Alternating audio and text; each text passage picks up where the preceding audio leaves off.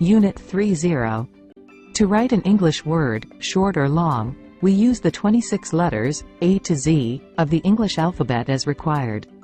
To write a number, small or big, we use the Arabic numerals 0, 1, 2, 3, 4, 5, 6, 7, 8, and 9 as required. The first of those is 0, 0. The word 0 means nothing, yet it is essential in counting and calculation. Firstly, because we have 0, we do not need a special numeral for 10. We just write 10. For 100, we just add one more 0 and write 100. For 1000, we add another 0 and write 1000. Thus, in a sense, 0 means 10 times of a number.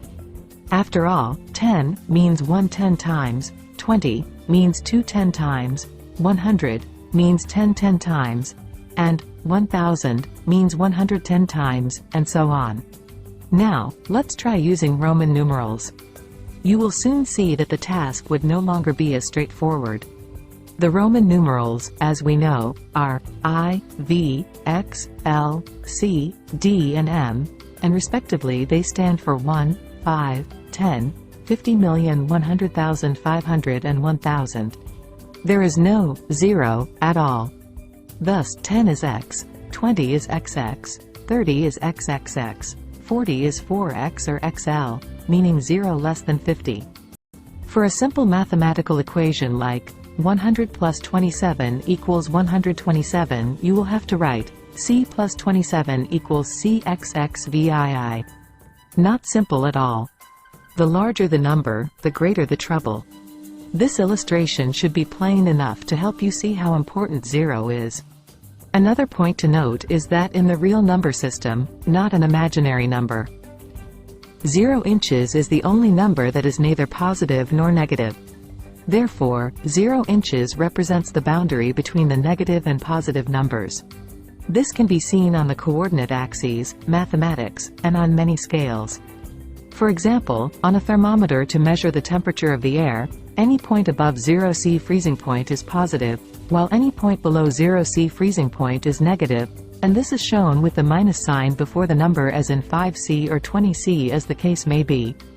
You may already know that 0 inches is also used in declaring the scores of a game.